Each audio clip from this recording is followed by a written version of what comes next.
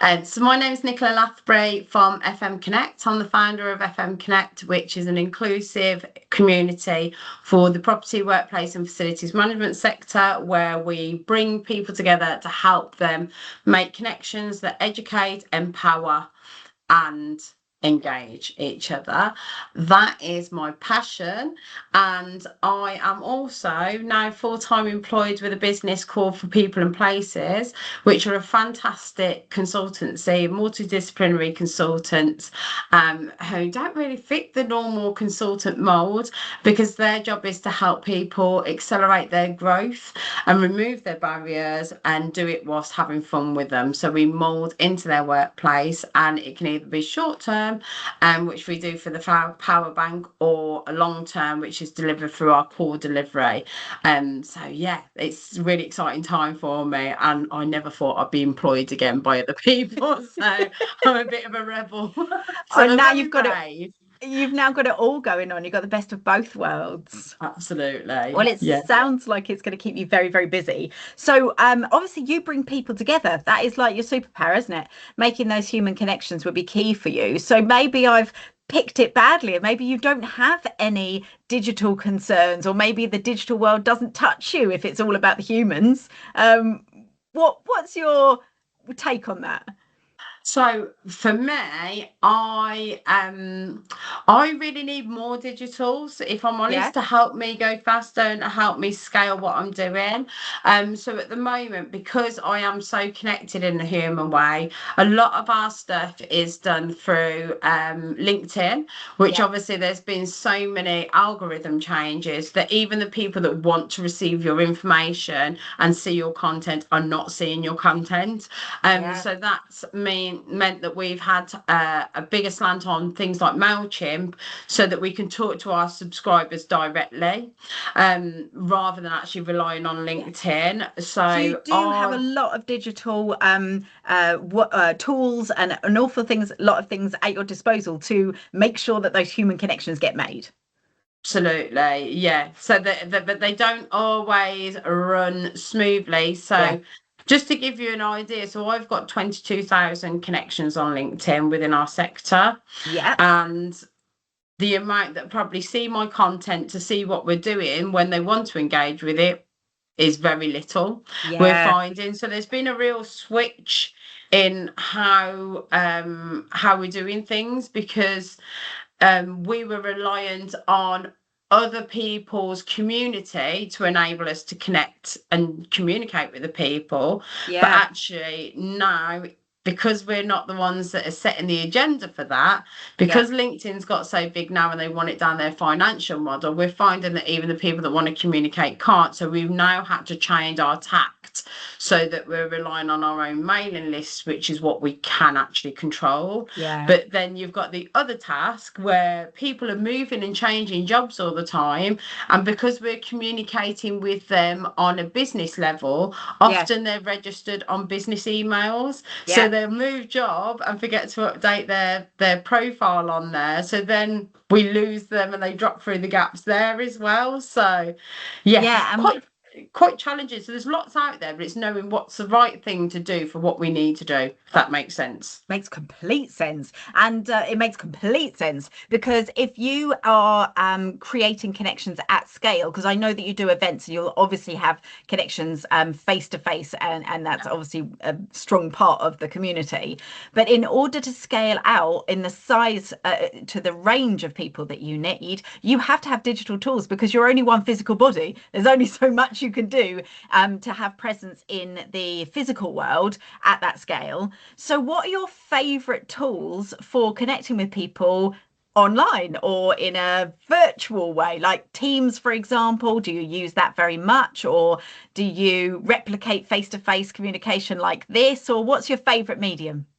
So for me, face to face is always my favourite. And I'm a very personal person. I'm into like all my energy stuff, so I like to read the room and see how people are feeling.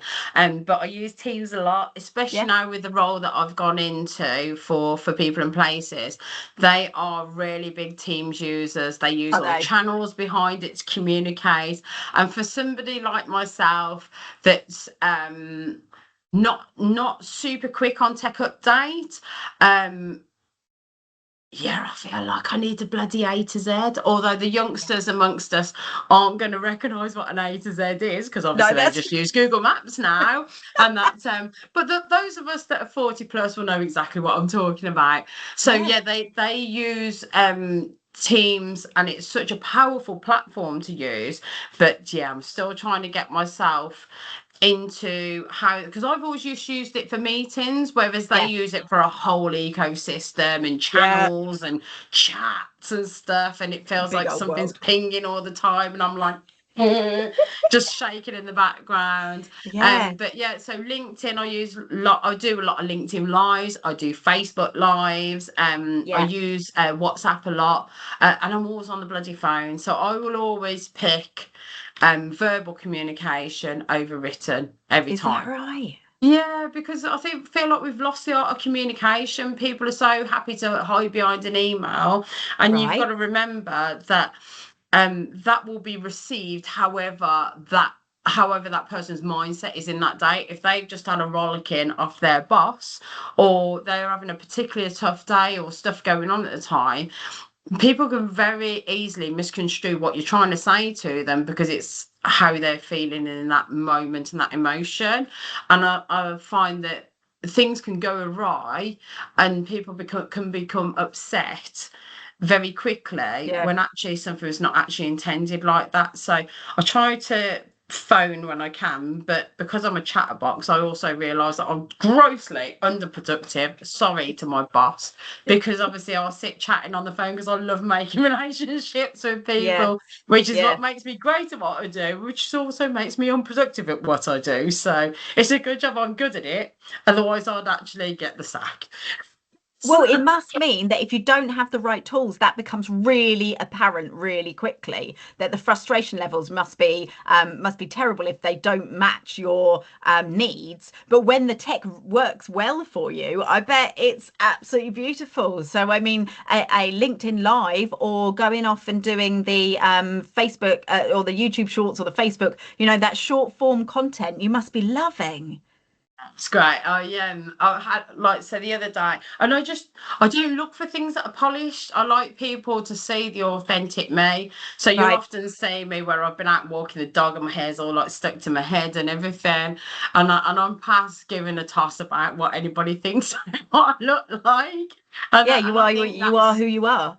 it's one of the comforts of growing older, that you become more comfortable in yourself, and that you lose that bother about what people are thinking. Like, as you can Yeah. see from my background, I am working in an office that's half finished at the moment. So Do you know, it actually looks very smart. I can't really see anything at the it's moment. waiting to be plastered. So Is it's the it? conservatory that has been boarded and insulated, so I can use it all year round. And Oh, nice. it's waiting to be plastered. But actually, when you're with somebody in trade, yours is always the last house to get done. Always, always. But I like But what you're saying about the authenticity of things, because there's nothing more authentic than seeing somebody right in front of you and having to do the work to make sure that that communication is effective. And I think yeah. sometimes, as you say, it's much more difficult to communicate effectively over digital channels, over text, over Mm, email, through a report, the old school way of communicating through a business. yeah. So what tech is absolutely essential to you in your work? What could you not live without? My phone. Right. I would die without my phone. So because you run everything through it, don't you? And we're in an age where you can pick up and work from anywhere. So I work remotely. As long as I've Yeah. got an internet connection and I'm willing to graft, I can work from anywhere. So we converted a Sprinter into a camper Brilliant. 18 months ago. So I can theoretically, like, get in that and go off and sit in nature and do it. However, I'm just too busy to get away and do it.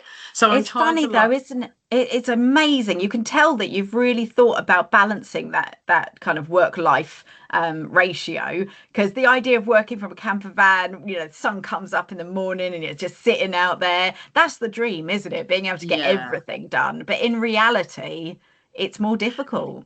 Yeah, well, part of that is down to the employer that I'm working with. So I work with For People and Places now, and obviously we did that when I was working for myself. But Right. the company that I'm working with, we have a 32-hour contract, and that is around maintaining our employees' well-being. And Yeah. because we're out working on assignment for people, the idea behind it is if we're really looking after ourselves and our mental well-being, that when we're out on assignment, we are fully engaged and on assignment for our clients. Yeah. And they're a very nurturing business. They look after their people. We have loads of wellbeing incentives. We keep in touch, like, because everything's digital and remote. We Okay. have meetings are like every other day, where it's catch up and progress meetings, so everybody knows what everyone else is doing, because we're all working on different projects, different clients, different skill sets. And then Yeah. we actually have time booked in where we actually all just get together for a cup of tea online. Nice. Every other month we meet face to face, and that we'll go off for dinner and stuff like that, where everything is about getting everybody's opinion together. And other than the FM Connect stuff, which I have control of with the brand ambassadors, I've never worked in an environment with that. So Right. when I first moved house, I had a few issues come up personally that we needed to deal with, because I had to switch my daughter's school very quickly and we weren't planning to. Right. And to have an employer say, go and do what you need to do and then come back when it's sorted, Yeah. and to give you that space, that safe space, is very powerful. Now, all of them talk about it on their wellbeing stuff, and obviously we Yeah. see it at all these events, and yes, we create this wellbeing and we do all this and we do that. But actually receiving it and being on the end of it. So I brought somebody into our business recently, and they were poorly. They had to have an operation. It was unexpected, and Right. they're used to being in a corporate environment where they Yeah. want their pound of flesh. And I had to say to her, listen, like, you're not going to struggle with a job. What you're going to struggle to adjust to is the fact that this company cares about you. So they will tell you, take the time to get well. Do Right. not think that you've got to be online doing this stuff. Yes, we're digital, and yes, you can do stuff from everywhere, but that doesn't mean, just because you can doesn't mean that you should. I Yeah. said, so they will push you to switch that laptop off and actually look after yourself to get well. Yeah. Even Yeah. though when you first start a job, you think, I've got to hit the ground running. And that so, and she was like, oh, I'm not used to this. And I was like, you're gonna have to get used to it, babe. I said, because it's the weirdest thing ever when you first come into it. And that so that, I mean, it's a How really, really lovely crazy. thing. How crazy that that is surprising. Yeah. Yeah, it Sad just is. really, isn't it? It is. In an industry where we are the enablers for workplace to make things happen and to make change happen, Yeah. that we have all these things that we want to do, but how often do people really do it? Yeah. Exactly. Exactly. Yeah. So that it ties into this whole concept that I've been investigating, which is about availability. The thing about FM and loads of different workplaces and different environments is this pressure on availability, that then you must be able to be contacted at all times. And I think we're rethinking what availability means. Like, yes, be available, put yourself 100% in the job when you can. But if you can't, don't compromise yourself. Get yourself sorted first, and then come in and give 100% to the work. But I have a question for you. How many ways can people contact you? Me? Yeah, Oh have a God. think. I am probably too available, but that's probably because I like connection, So what have you got? and You I can, don't have to be. yeah, I'm not pushed to be. In fact, um, I actually got a text message from a boss in the March. Officially joined them in the January, because I yeah, novated I was on assignment and I novated that into the company, because I joined them in January. I got a text message from in the March to say, this may come as a shock to you, and my automatic reaction is, shit, oh my God, I'm gonna get sacked. And it's like, stress. but you actually need to take some holiday. And I was like, what's he talking about? I've only just started. And it's because our holiday year finishes in April. And he Right. was telling me that you have got to take this many days off. I was like, I haven't got that many days off. I've only just started with them. And it meant that I couldn't work Mondays or Fridays all the way through March. And he was forcing me to take my holiday and take time off. I was like, what is this freak of nature? So Yeah, that is weird. Start a so I company. can be contacted in so many different ways, and like there's always beeps and stuff going on, and my partner is really good at switching off. And Yeah. that, so like when he's finished work, Yeah. and like he will take some stuff and that, but it's more by choice. But he's like, right, I'm done now. I'll put that down. Whereas I'm like, shiny, and I don't know whether that's my ADHD that I'm like, can't, because it's the alerts are going off, and it's Yeah. almost like that's how my brain fires off. So for Yeah. me, it's relaxing responding. Whereas for someone like him, that would not be relaxing to him. Yeah. So Yeah. Yeah. I think I've gone completely off tangent there, haven't I? No, I was just thinking. So, I mean, literally, how many do you reckon? I could phone you, I could text you, I You could can phone me, WhatsApp you. text me, email, WhatsApp me, LinkedIn me, get me on Messenger, Facebook, Okay. call me. Oh yeah, phone me. I could come visit you. Tease, alert me, We're up turn to up on my 11. doorstep. But yeah, so round about 11, I think, Yeah. so 11 ways in which I could make contact with you, which means you must be monitoring at least 11 digital tools to see if people have, well, no, because we listed some in face-to-face stuff as well, Yeah. but you must be monitoring quite a few different digital tools to check and see whether you've had any Yeah. contact. How are you finding that? I think that is where the telltale signs start to show that often I feel mentally burnt out. Right. And that so I do a lot of meditation. I do a lot where I have to get into nature to ground. I do a lot of inner journey work and stuff like that. And it's like the yin to my yang, so that you go Yeah. from being like in a full-on job to actually being completely zenned out. And obviously before we started the interview, I was talking about like my cacao and Yeah. the what's it, my meditation, my shamanic altar and stuff like that. And that is what stops me losing the plot. Right. And that, so I have to balance what I'm doing with the mindfulness aspect of it, because you cannot expect to go full tilt at the speed that I do with the full-time job, the FM Connect and all the other stuff and the family and everything, and still be well Yeah. and able to function. Yeah. And that is what balances me out. And when I sold the recruitment business, it become and I'd step down from IWFM Women in FM, I'd step down from Midlands region. I was just started doing the FM Connect stuff in the background, and when I'd sold the business and it was obviously safe for me to start, I realized how utterly burnt out, depleted, and broken I was.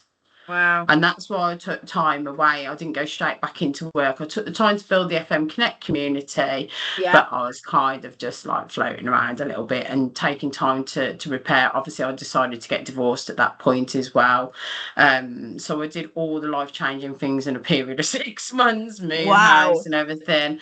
But I don't think we realise how much we are breaking our people in this always connected kind of environment. And that's some of the interesting stuff that we do in the consultancy stuff, is Yeah. how do we put strategies, procedures and processes and tools in place to mean that we are always connected for the customer, but it doesn't necessarily mean that everybody's sat there strapped to their phones all the time, because you're very quickly going to burn all your team out, and then your service is going to tank and you're going to lose customers anyway, and it's Yeah. not the right thing to do morally. Yeah. So that's some of the interesting projects that we're working on, some stuff now with different customers, where we're putting digital strategies in place and marrying those with operational and wellbeing strategies as well. Yeah. So that I'm finding that really interesting, and that, so I wouldn't have normally got access to that sort of stuff until I joined these guys. So yeah, Yeah. it's cool.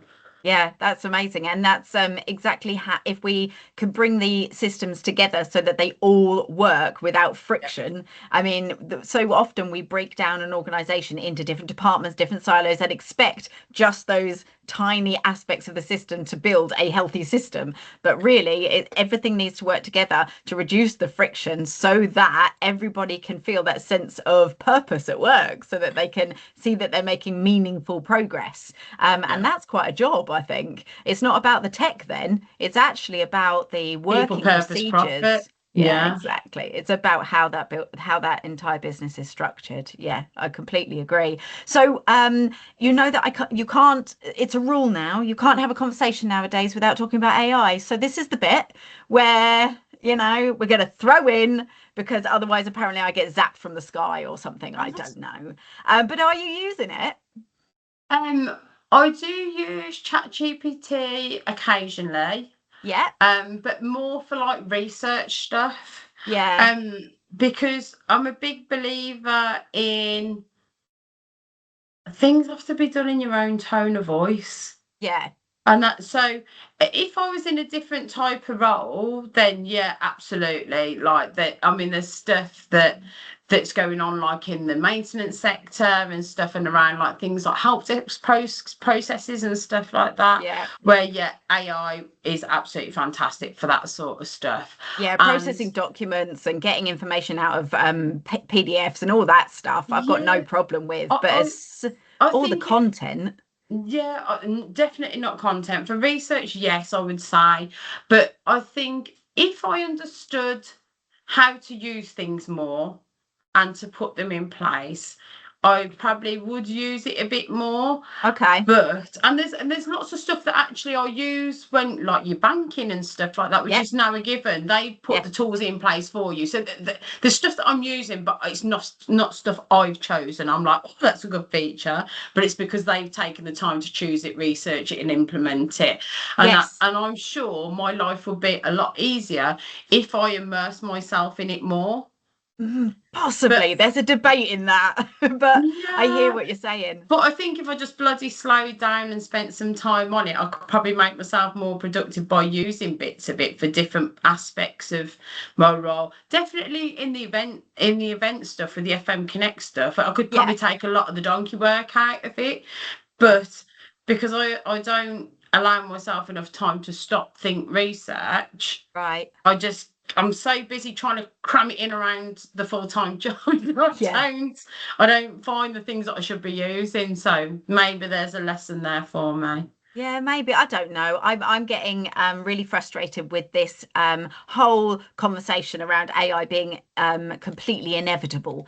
The idea that nobody can make a choice as to whether they use it or not. So I'm really Yeah, chuffed to hear you're like, yeah, I kind of use it, rather than, oh yeah, because I don't want to be left behind and it's giving me anxiety and all of that. It's really stressing people out, this whole yeah, idea that AI is going to take over the world, and if you don't keep up, then you will be left behind. I think that's a really damaging narrative to people's mental health.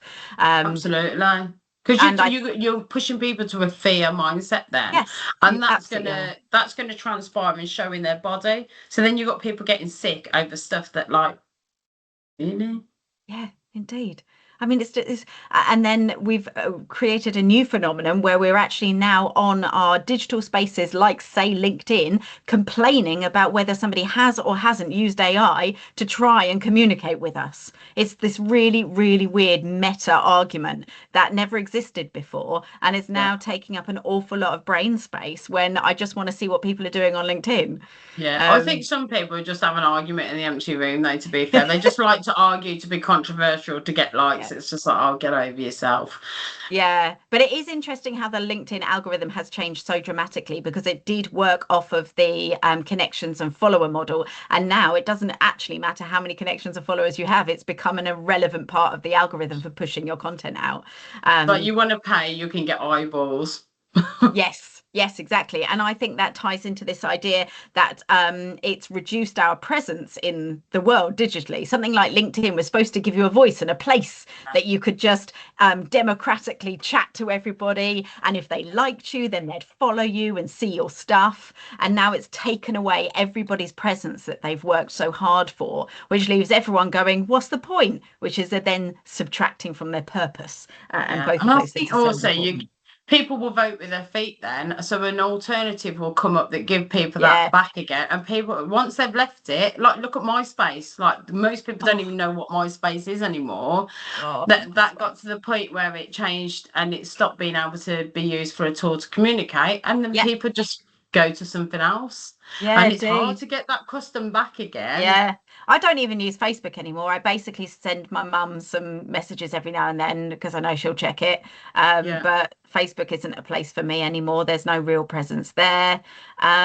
So I I mean, just we use go, it for watching DIY things and like natural remedies and stuff and camper van mar yeah, conversions. marketplace. I use it for Yeah, marketplace well, a I love a lot. little marketplace and Vinted and stuff. Yes, So yes. all for sustainable purchases.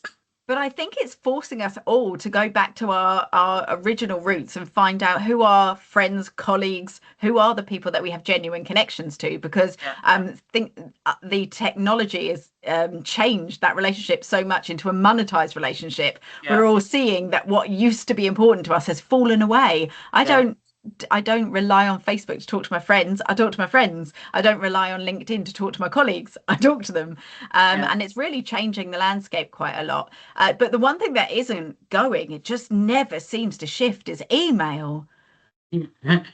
Email infuriates me. I am so opinionated on email. I'm really looking forward to putting it in the bin. In the Because B1N. yeah, exactly. It's just there's too many of them. How many do you get a day?